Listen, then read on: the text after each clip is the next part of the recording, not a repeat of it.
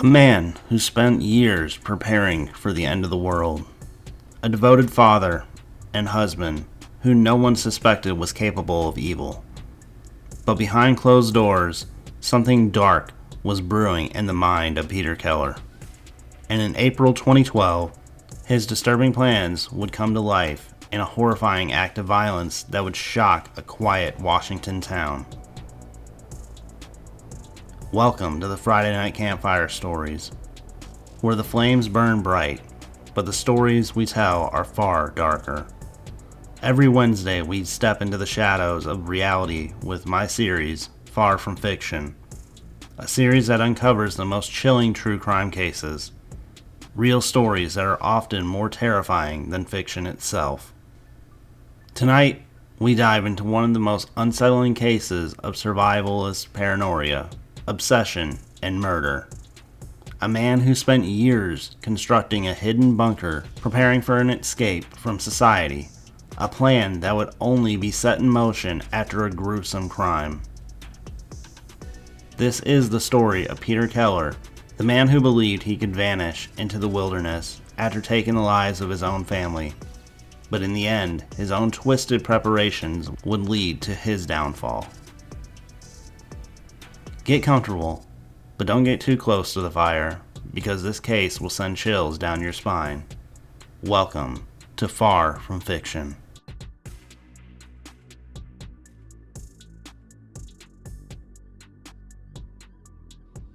Before becoming a fugitive, hiding in a bunker deep in the Washington wilderness, Peter Keller was, to most people, just an average man.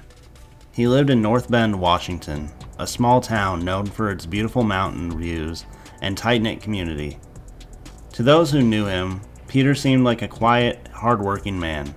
But beneath that normal exterior lays a disturbing obsession with survivalism, isolation, and growing resentment towards society. Peter Keller was married to Lynette Keller, a woman described by friends and family as kind-hearted, friendly, and dedicated to her loved ones. She worked as a bus driver for a local school district, a job she loved because it allowed her to interact with children and be a part of the community. She was the kind person who always put others before herself, someone who wanted to create a happy, peaceful home life. Together, Peter and Lynette had one daughter, Kayleen Keller. At 18 years old, Kayleen was on the verge of adulthood, full of dreams for her future. She was a bright young woman with a passion for animals and a love for photography. Her friends remember her as kind, intelligent, and full of life. Like any teenager, she had her own ambitions and plans, but she was still very close to her mother and loved spending time with her. From the outside, the Keller family seemed happy, but Peter was not the devoted husband and father that Lynette and Kayleen believed him to be. While they lived their normal lives, he was preparing for something sinister, something he had been planning for years. For years, Peter Keller had been obsessed with survivalism. He believed that society was crumbling and that he needed to be ready to survive on his own. He spent nearly a decade constructing an elaborate underground bunker deep in the Cascade Mountains, completely off the grid, hidden beneath the trees and covered with natural camouflage. The bunker was designed to keep his escape from the world a place he could disappear.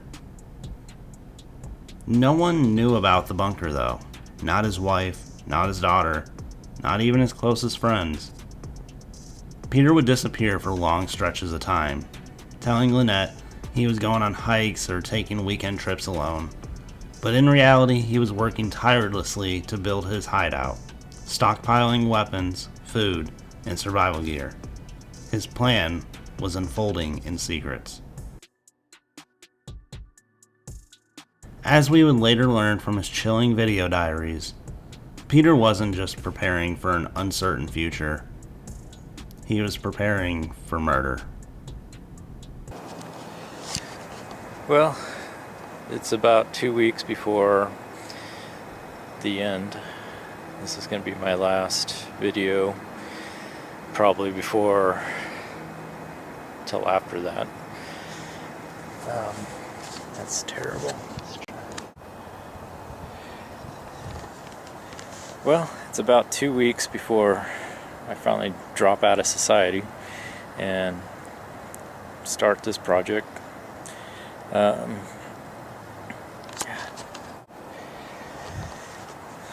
it's about 2 weeks before we finally drop out of society and fully commit to this. This is probably going to be my last video till after that. I just wanted to get one last video in before that time. So far, I'm come to terms with it. I'm doing okay. It's starting to accept it. It doesn't really freak me out anymore like it did sometimes.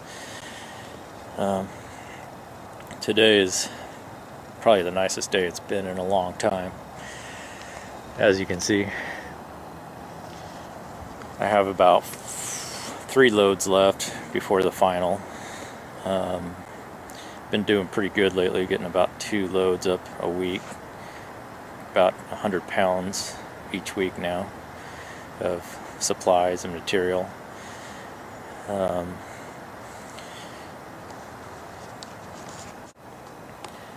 This winter's been pretty brutal. It's been really slowing me down. I was hoping to be done about a month ago, but it's just constantly snowed, and last month has just been really, really wet and rainy, and it's just couldn't do anything for a long time. But I'm hoping now that the weather is going to change. It looks like it's getting better, it's starting to switch over. Can finally get everything up here and finish this off, finally do what I have to do and get it out of the way. At this point, I don't know what's going to happen. I may get caught right away. Basically, if I get caught, I'm just going to shoot myself. So, I mean, I could basically be dead in 2 weeks or 3 weeks. I don't know. It's all up to chance at this point. So, I don't think anyone knows where I'm at. But if they put it together, who knows? At this point, I have to take that chance. So, it's just going to be a point of, go as far as I can. I do have my escape, and that's death. I can always shoot myself, and I'm okay with that. So I'm getting to the point where just trying to live and pay bills and live as a civilian and go to work, it just freaks me out. It's actually more comfortable for me to think about living out here, robbing banks, pharmacies, just taking what I want for as long as I can. At least it'll be exciting. It won't be boring. And I don't have to worry about Lynette or Kayleen. And everything will be taken care of. It'll just be me. So. While Peter had always been a bit of a loner, those closest to him noticed a shift in his behavior in the months leading up to the tragedy. He became more withdrawn, more secretive. He refused to let anyone into his personal life, especially when it came to his survivalist preparations. Lynette, who had once been patient with him, began to feel uneasy about his growing obsession. But no one could have predicted what he was truly capable of.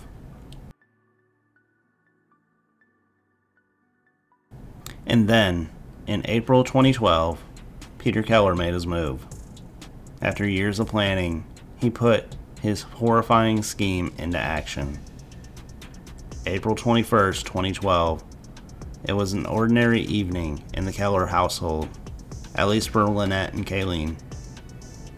They had no idea that the man they trusted the most had already made up his mind. Peter Keller had decided this would be their last night alive. For years, Peter had been preparing for this moment. He had spent nearly a decade building a hidden bunker deep in the mountains. He had stockpiled weapons, ammunition, and supplies, and now he was ready to put his plan into motion. In the early hours of April 22nd, 2012, while his wife and daughter were still sleeping, Peter Keller retrieved his gun. His heart was steady, his mind was made up. He walked into the bedroom where Lynette slept, unaware of the danger looming over her, and then, without hesitation, he raised the gun and pulled the trigger. The shot rang through the house, but Peter wasn't finished. He moved quickly, heading towards his daughter's room. Kayleen was already awake, startled by the noise, but before she could react, before she could scream, Peter fired again. Just like that, in a matter of moments, Lynette and Kayleen Keller were gone. The family that once lived in this home was no more, but Peter wasn't done yet. With his wife and daughter already dead, Peter had one last step before vanishing into the wilderness. He attempted to destroy any evidence that he could leave behind. He spread gasoline throughout the house, hoping to set it ablaze, but something went wrong. The fire never fully took hold. Instead of erasing the crime scene, he left behind a chilling reminder of what he had done. With his plan falling apart, Peter had no choice. It was time to disappear. As dawn began to break, Peter Keller vanished into the wilderness. He hiked deep into the Cascade Mountains, making his way to the secret bunker that he had spent years preparing. To him, this was his new beginning. He was finally free. What Peter Keller didn't know is that time was already running out. The authorities were about to uncover his dark secret, and the manhunt was only just beginning. On April 22nd, 2012, a concerned family member arrived at the Keller home. After failing to reach Lynette or Kayleen, what they found was something out of a nightmare. Inside, the police discovered the bodies of Lynette and Kayleen Keller. Peter Keller, however, was nowhere to be found. At first, investigators considered the possibility that he was a victim as well, until they found something chilling. Peter's car was gone. His survival gear was missing. And then, in the home, police found something that turned the investigation upside down. A series of maps, survival guides, and a blueprint of a bunker hidden somewhere in the Cascade Mountains. Peter Keller hadn't been taken, he had run, and he had a plan. Authorities immediately launched a massive manhunt. SWAT team, search dogs, and helicopters scoured the rugged terrain of the Cascade Mountains, following the clues that Keller had unknowingly left behind. But he had a head start. He knew the woods better than anyone. For days, Keller remained hidden.